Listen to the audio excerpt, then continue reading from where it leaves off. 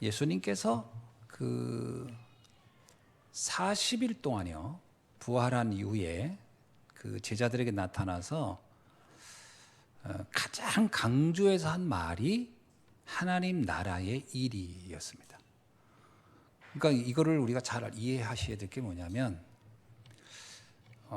부활의 주님이 우리에게 실제적으로 가장 원하는 삶의 모습이 뭐냐? 하나님의 나라의 일을 누리기를 원하는 거예요. 자, 그러면 이제 하나님 나라의 일이 뭐냐라는 것을 우리가 이제 좀 알아볼 필요가 있겠죠. 이거는 천국하고 좀 다른 개념입니다. 천국은 보통 나중에 우리가 죽은 이후에 뭐 가는 내세에 관련된 것이라고 한다면, 하나님의 나라의 일은 뭐냐면 하나님이 지금 우리와 함께 하면서 하시려는 그 하나님의 계획을 말하는 것이고, 하나님의 축복을 누리는 걸 말하는 거란 말이에요. 그래서 정확히 말하면 신앙생활을 한마디로 말하면 하나님의 나라의 일을 우리가 누리면서 하는 것이다, 이렇게 표현해도 틀린 말은 아닙니다. 자, 그러면 하나님 나라의 일이 뭐냐면 반대가 뭐예요? 하나님 나라의 일의 반대는 뭐예요? 사람의 나라, 또 흑암의 나라의 일이겠죠. 쉽게 말하면 성경이 말하고 있는 그 축복과 반대되는 삶을 말할 때 사단의 나라, 사람의 나라의 일이라고 보겠죠. 사람의 나라의 일은 대충 어떤 일입니까? 오로지 먹고 입고 자고 육신적인 거겠죠. 그게 답니다. 쉽게 말하면 영적인 세계를 싹 빼고 놓고 인간이 추구하는 거 있죠. 성경에 나오잖아요. 예수님이 이런 얘기했죠. 늘 무엇을 먹을까, 무엇을 입을까, 무엇을 마실까, 이 고민만 하고 산다면, 이것만이 우리의 인생 고민이라면, 그거는 저 사파리에 있는 사자들도 그 고민 늘 해요. 아침에 일어나면 사자의 고민이 뭐겠어요? 눈 딱 뜬 사자가 아침에 일어나서 제일 고민은 뭐예요? 잘 보세요. 사자 하루 종일 먹이 찾는 게 일이에요. 일단 먹이 하나 잡아놓으면 이제 오늘 하루는 이제 잘 보낸 거예요. 그리고 그 다음날 사자 또 뭔 걱정해야 돼요? 또 먹이 걱정을 해야 돼요. 매일 뭘 먹을 건가? 그게 사자 일과니. 왜냐하면 누가 주는 게 아니니까. 그 새 중에 그런 새가 있더라고요. 심장박동이 두더지인데 이 두더지가 그 특이한 두더지인데 심장박동이 보통 동물의 10몇 배가 뛰더라고요. 근데 이거는 뭐냐면 계속 먹지 않으면 심장 터져 죽는데, 그러니까 이 두더지는요 계속 먹어야 돼. 살려면. 비참한 거지. 그러니까 먹다가 멈추면 죽어. 이 심장. 그러니까 계속 먹어야 된대. 근데 그 먹이를 계속 찾는 것도 보통 일은 아니겠더라고. 야, 그 슬픈 두더지들. 그 한번 인터넷 검색해 보세요. 그 보고서 되게 신기했어요. 아, 이렇게 태어난 동물도 있구나. 그러니까 사람의 일이라는 거는 계속 뭐 하루 눈 뜨고 뭐 먹을까, 뭐 입을까, 뭐 이것만 산다. 참 너무 비참한 거예요. 자, 거기에 사단의 나라 일은 뭐겠어요? 그 생각 속에서 완벽하게 잡혀가지고 인간에게 주신, 인간만 영적 존재잖아요. 그 인간에게 준 그 엄청난 축복, 그걸 하나도 모르면서 세월을 낭비하고 그거 가지고 매일 시달리고 고민하고 걱정하고 염려하면서 한다. 그게 나는 살아있으나 지옥이 따로 없다, 이렇게 보는 거죠. 자, 그러면 이 반대가 뭐냐면 하나님이 우리에게 주신 풍성한 삶이에요. 그러니까 물론 인간이 태어났으니까 의식주는 해결해야죠. 그러나 그게 전부가 아니라는 거죠. 내가 살아가면서 내가 때로는 누군가를 살리고 돕고 회복시키고 치유하고 이러한 삶을 산다면 이거보다 의미 있는 것은 없다. 이게 하나님 나라의 일이라는 거죠. 근데 하나님은 우리에게 이것을 할 수 있는 능력을 주셨다라는 거예요. 사람들은 거의 대부분이 의식주에 매여서 살다가 시달리다 갑니다. 그들에게 진정한 삶의 가치를 알려주는 것이 오늘 우리가 해야 할 미션이다. 그 이야기를 하는 거예요.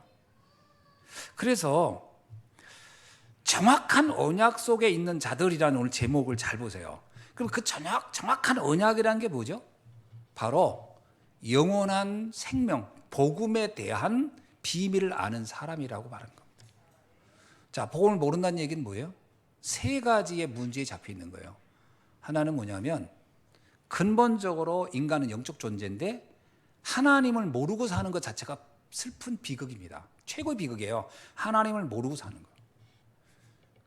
인간이 존엄한 이유는 영적 존재이기 때문에 그렇습니다. 그래서 영적 세계를 모르고 산다. 슬픈 일이에요. 두 번째는 영적인 세계를 모르니까 영적 존재에 대한 개념이 없을 거 아니에요. 근데 반드시 세상에는 영적 존재가 있습니다. 아무리 생각해도 영적 존재가 분명히 있어요. 그렇지 않고는 저 무속인들을 보세요. 수많은 그 영적 세계를 가지고 세상을 움직이는 사람들도 잘 보세요. 분명히 물리적인 세계로만 이루어진 게 아니에요. 영적 세계 있어요. 그러면 그 흑암에게 사로잡힐 수밖에 없다. 그러니까 공부 많이 하고도요, 무속인들의 말 한마디에 흔들흔들하는 사람 많습니다. 정치인들도 얼마나 무속인들의 말에 좌우되는지 몰라요. 경제인들도 마찬가지고 배움과 아무 상관없어요. 이런 영적인 세계로부터 자유롭죠. 그래서 뭐 이게 사단에게 잡혀있는 인생이 되는 거예요. 그러면 인간은 영적 존재면 어떻게 돼요? 히브리서 분명히 말하잖아요. 한 번 죽는 건 정한 이치요, 그 다음에 심판이 있으리라. 인간에게 있을 영원한 세계가 준비되어 있지 않다. 영원한 답이 준비되지 않다. 그러면 그 자체가 비극인 거죠. 이런 상태에서 살다 간다. 너무나 억울한 거죠. 너무나 인생이 제가 볼 때 슬픈 일이에요. 이 부분을 빨리 빠져나오라는 거예요. 이걸 답을 누가 알고 있느냐? 영적 비밀을 알고 있는 이들이 이걸 안다는 거예요. 우리가 이 답을 하나님이 알려줬다는 거예요. 이걸 모르고 사는 것을 가리켜서 질병이라고 하는 겁니다. 창세기 보세요. 창세기 3장, 6장, 11장을 보면 거기에 특징이 그거예요. 그냥 내가 하고 싶은 대로 하고, 그죠? 내가 하고 싶은 대로 하고, 무조건 육신적인 것 같고, 뭐 성공만 하면 행복할 수 있을 거라고 생각하고 살아가는 거.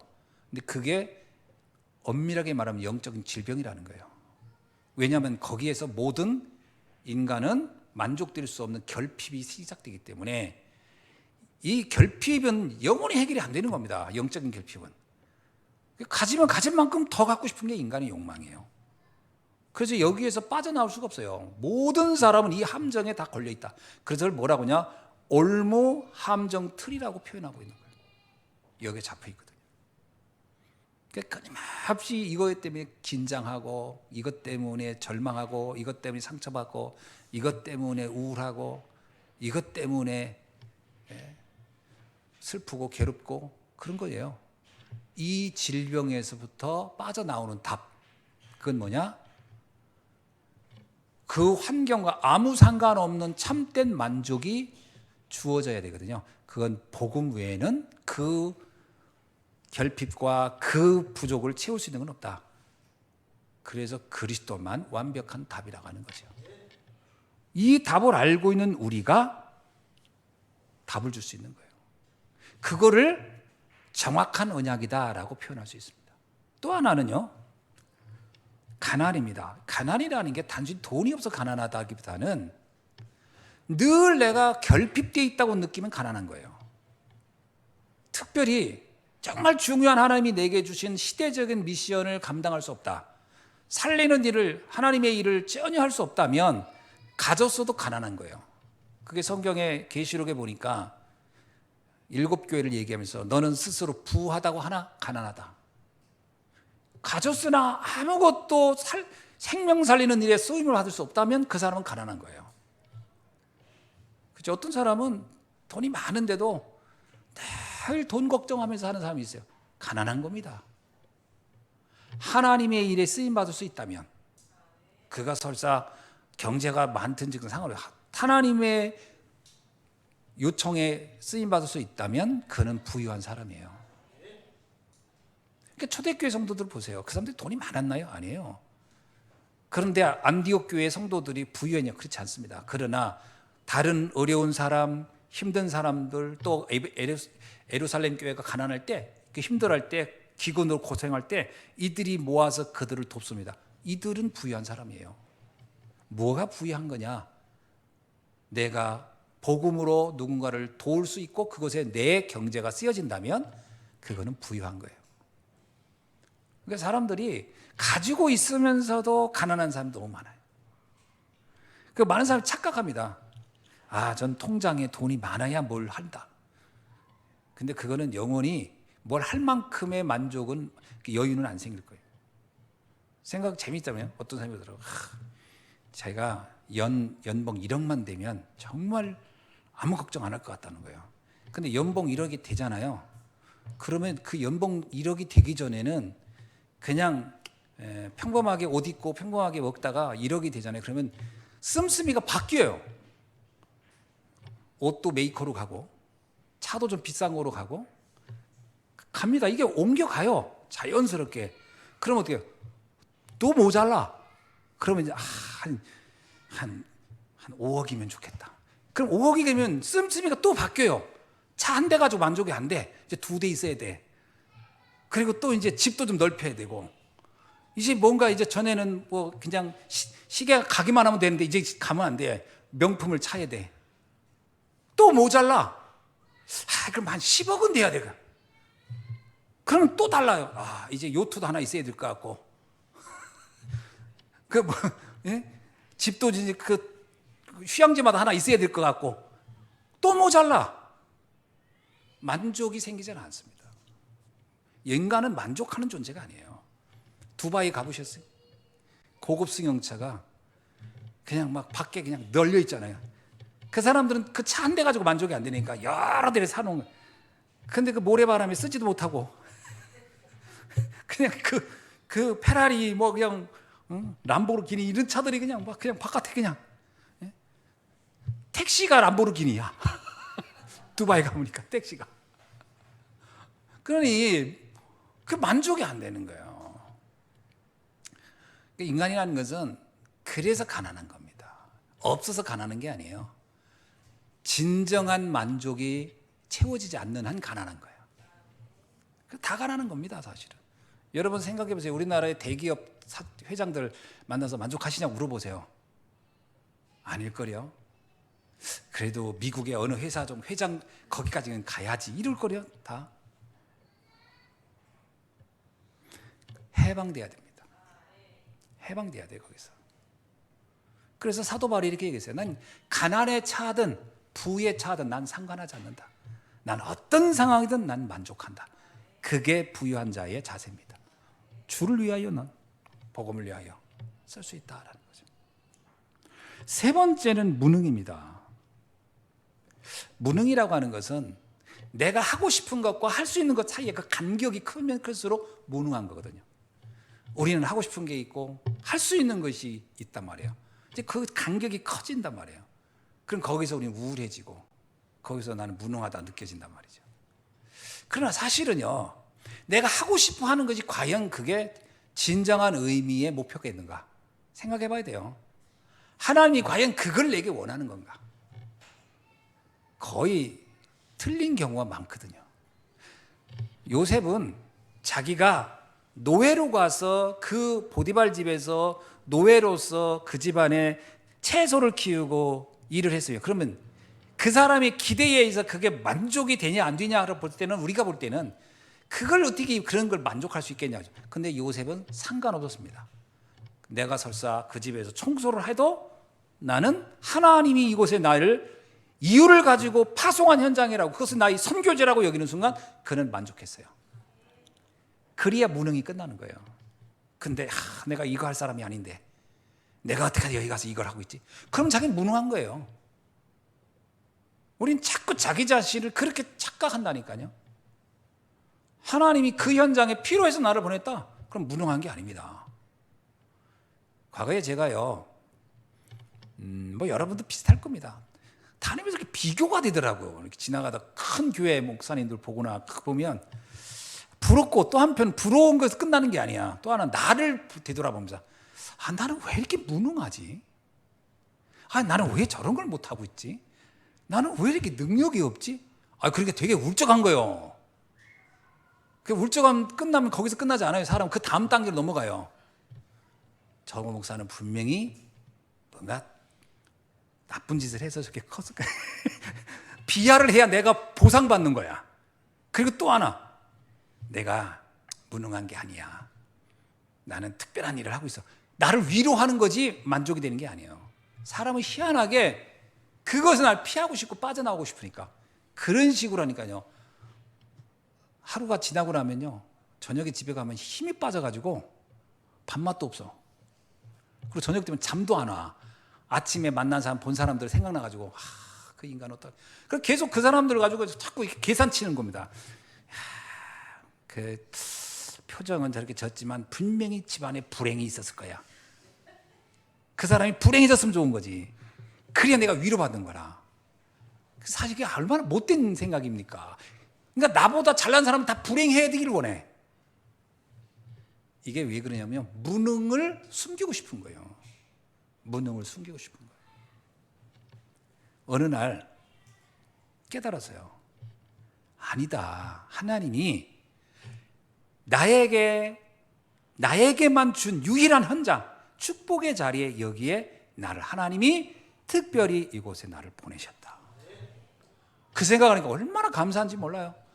비교가 안 돼. 그리고 나보다 뛰어난 사람 있죠. 뛰어난 사람 있어요. 잘난 사람 많고 왜 없겠습니까?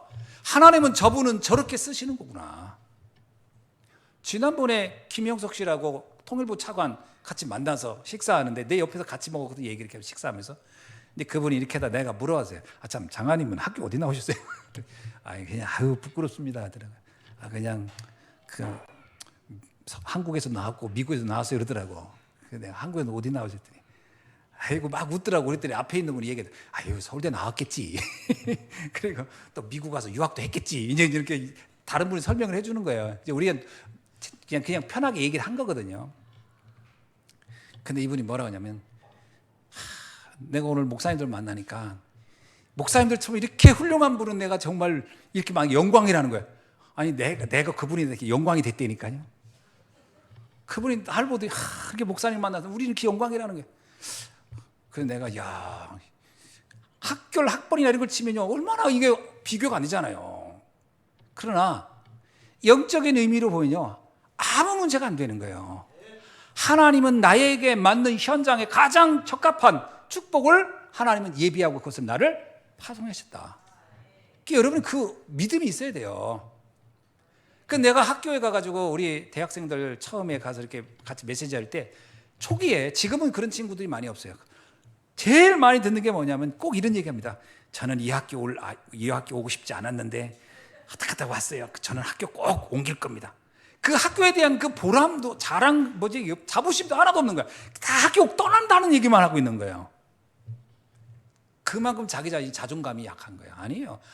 하나님은 실수하지 않는 분이다. 너는 분명히 더 좋은 대학 갈 수 있었는데 그때 너를 하나님이 공부 못하게 해서 여기로 보낸 거야. 그건 하나님의 계획이야. 그러니까 하나님이 뜻이 있어서 온 거야. 너는 분명히 넌 서울대도 갈 수 있었는데 하나님이 이곳에 계획이 있었던 거야. 그러니 어떻게 하겠냐. 하나님이 위대한 계획 속에 왔는데 그걸 믿어야 되거든요. 근데 그걸 안 믿는다니까. 자기 위로가 아닙니다. 내 현장의 가치를 발견할 때부터 비로소 내 눈이 바뀌는 거고요. 그때 하나님이 내게 준 축복을 발견하기 시작하는 거예요. 이것을 가지고 기도하는 겁니다. 기도가 뭐냐면 뭔가를 막 주세요. 나 열등감을 채워주세요. 나 이거 가지고 싶. 이게 기도 아닙니다. 그건 그냥 욕망에 대한 투영이지. 그건 막 한없이 그냥 욕심을 갖고 싶은 거지. 그게 기도가 아니에요. 하나님이 나에 대한 계획을 정확히 발견하는 거. 이게 기도입니다. 그러면요 행복해져야 돼요. 그래서 신앙인은 나의 현장에 대해서 감사가 나와야 돼요. 하나님이 이런 뜻이 있어서 이곳에 나를 보내셨구나. 나를 통해 하나님이 하실 일이 있구나. 아멘? 그럼 오늘 가정의 날 아닙니까? 그럼 이 남편을 잘 보세요. 하나님이 완벽한 사람을 내게 딱 이렇게 붙여준 거예요. 내가 눈만 떴으면 내 이 인간하고 안 살았다. 이러지 말고 가장 정확하고 가장 완벽한 사람 하나님은 만나게 하신 것이다. 그 눈이 열려야 되는 거예요. 그 눈 안 열리면요, 어차피 사는 건데 계속 시달리다니까 서운하고 상처받고, 그리고 매일 그 창문 넘어 다른 집을 쳐다보고 있는 거예요. 창문 넘어서.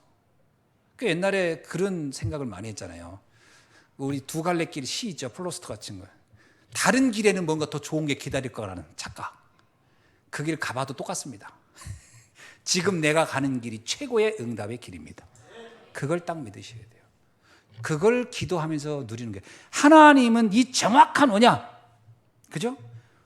어떤 경우에도 시달리지 아니하고, 어떤 경우에도 나의 과거로부터 완전히 해방되는 그 답, 그리스도를 알게 해주셨고, 그리고 어떤 경우에도 결핍을 해결할 만족, 진정한 만족을 허락해 주시고 복음 안에서, 그리고 내가 무능하지 아니하고 가장 완벽한 하나님의 축복 속에 지금 이 자리에 나를 있게 하셨다.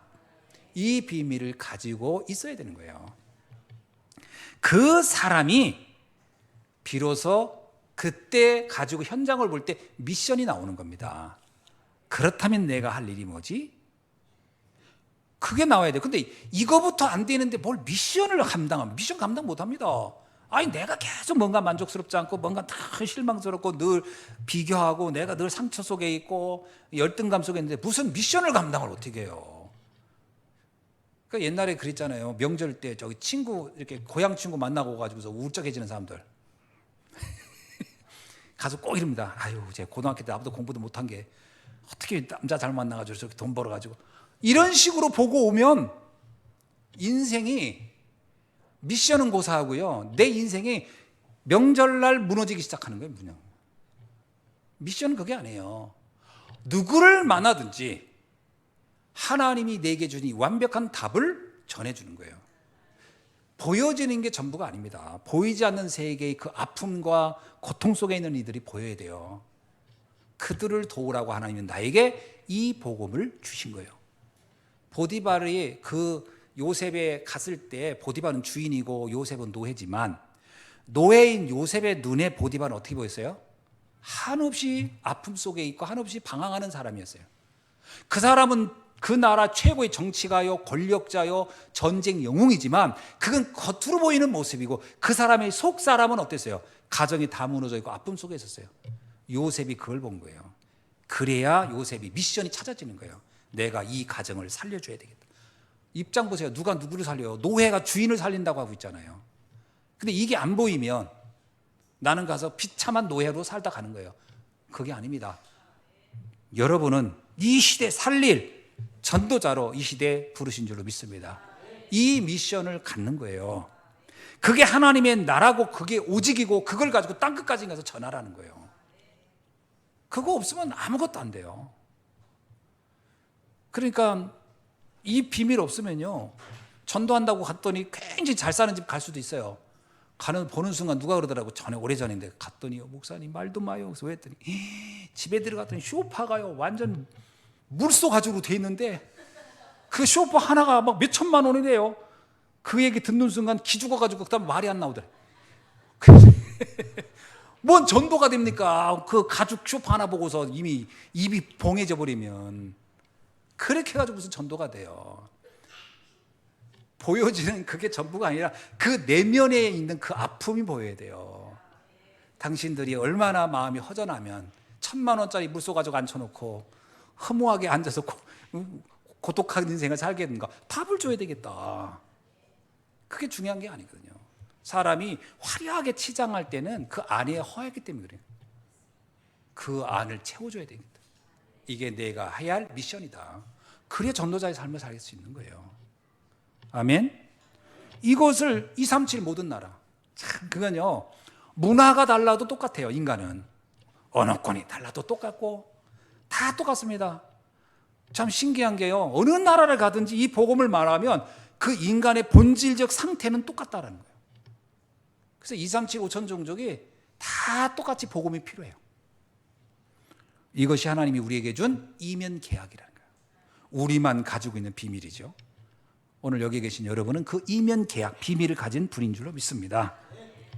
자, 이것이 우리에게 준 하나님의 최고의 응답이다. 그래서 응답은 세 가지예요.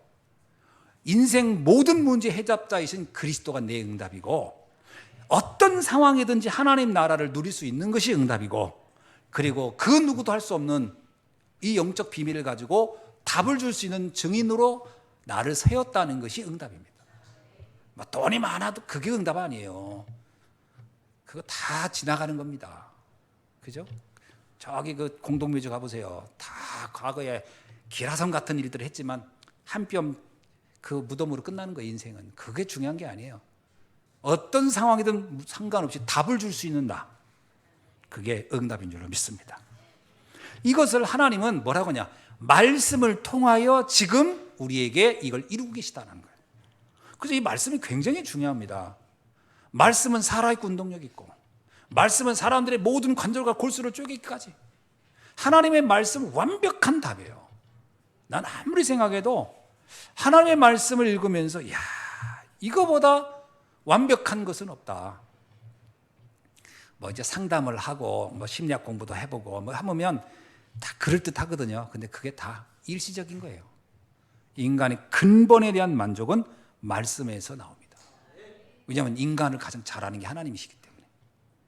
그래서 성경에 보니까 하나님의 말씀이 성취되는 곳에, 하나님의 뜻이 이루어지는 곳에, 하나님이 다스린 그곳에 천군과 천사가 활동한다. 이 말은요, 굉장한 의미가 있는 거예요. 뭐 천사가 이렇게 생겼냐 저렇게 생겼냐 그걸 말하는 게 아니고, 이 땅에서 이루어진 그 답이 선포되어지고 말씀이 선포되면 우리가 이해할 수 없는, 그러나 하나님이 하시는 전무후무하고 신묘막적한 일들이 현장에서 반드시 이루어진다는 거예요. 신기한 거는, 제가 어제도 전도학교 하면서 그런 얘기 했는데, 복음을 한번 전해봐라. 이 말씀 자체가 역사한다. 내가 이 얘기를 했어요. 신기하게 여러분 보세요. 씨라는 게 있잖아요. 씨를 이렇게 보면 별게 아니에요. 그죠? 사과 씨든 뭐 감자 씨든 무슨 뭐 하여튼 뭐든 씨를 보면 별게 아니에요. 근데 이걸 가지고 있으면 아무 의미가 없어요. 가지고 있으면 그냥 뭐 이건 역사가 아니라. 근데 이걸 땅에다 심으면 어떻게 되냐? 그다음부터는 신기한 역사가 일어나요. 왜냐? 씨 자체가 생명이 있기 때문에 그게 가능하거든요. 마찬가지입니다. 말씀을 내가 그냥 가지고 듣고 있으면요, 큰 역사가 안 일어나요. 근데 이 말씀을 사람의 영혼 속에 뿌리면 역사가 일어납니다. 그게 신기한 일이에요. 그래서 저는 여러분들이 한번 말씀을 전해보라는 거예요. 해보셔야 돼요. 그래서 그 비밀을 맛보셔야 돼요. 말씀이 역사한다는 거를. 루터가 그런 말을 했어요. 뭐냐면, 루터가 이제 그 종교개혁을 했잖아요.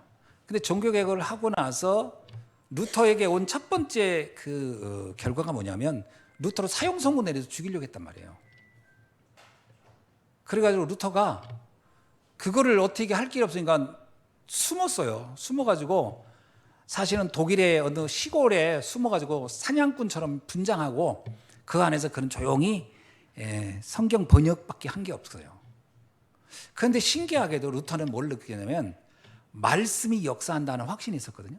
그래서 루터가 하나님의 말씀을 묵상하고 생각하는 중에 사람들이 이 말씀 반드시 알아야 되겠다라고 하는 것을 소책자로요. 조그만 소책자로 만들어서 인쇄를 해서 사람들에게 보냈어요.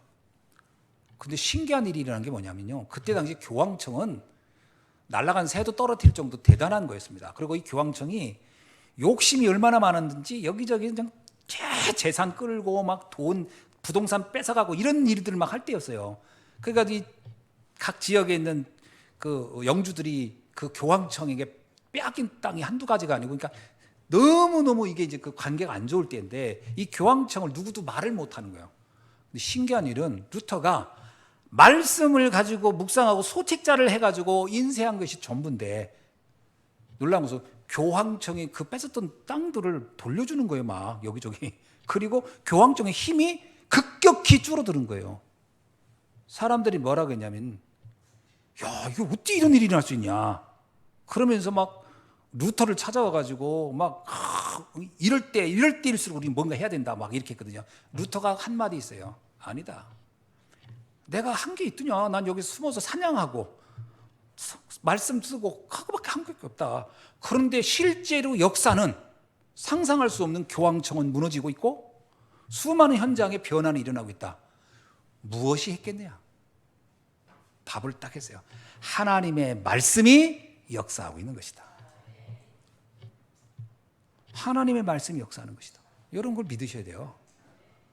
그러니까 우리가 뭘 막 했기 때문이 아니에요. 말씀이 선포되면 현장은 변화가 일어나게 돼 있어요. 히브리서 4장 12절에 말씀은 살아있고 운동력이고,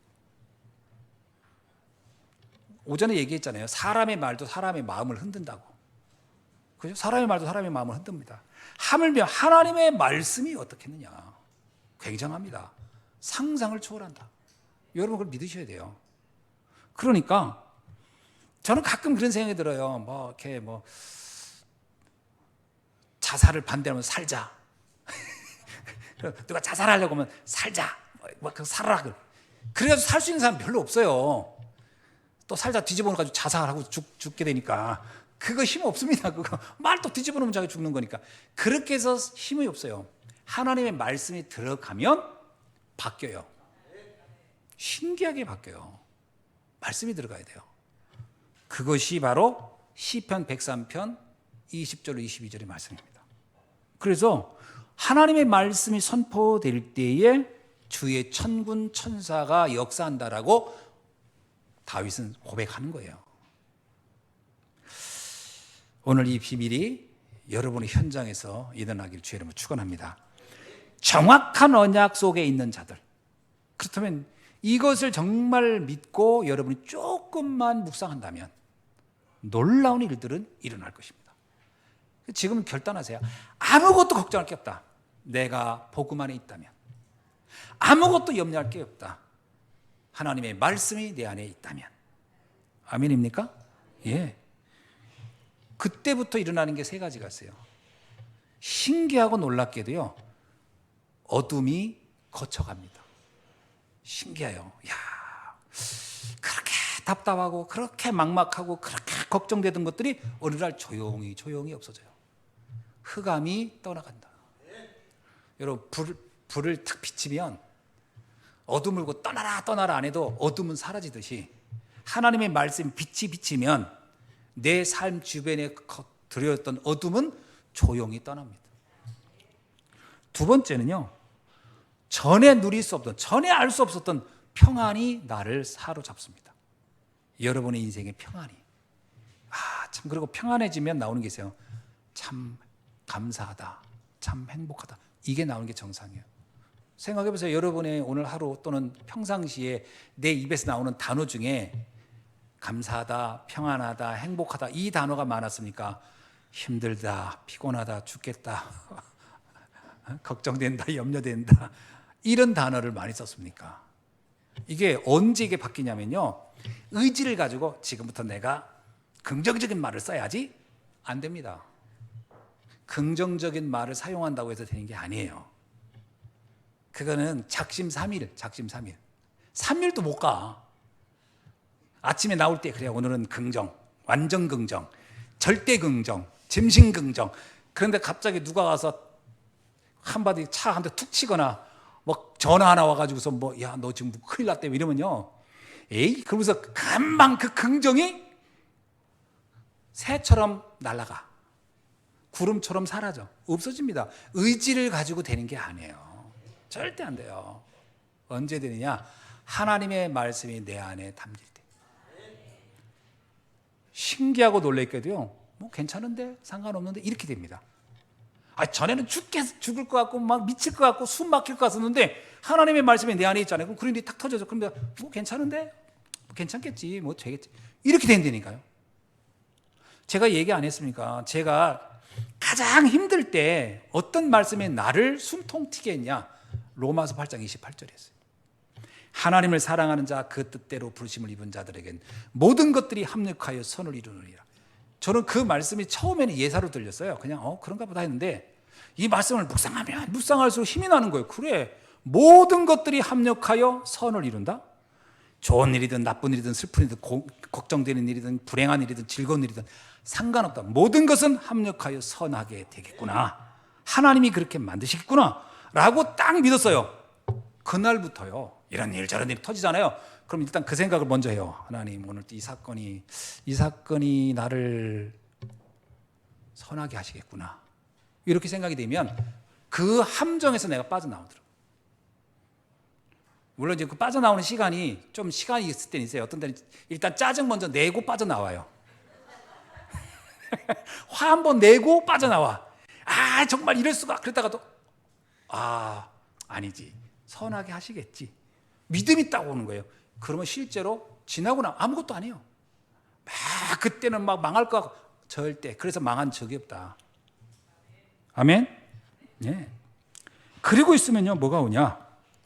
놀라움.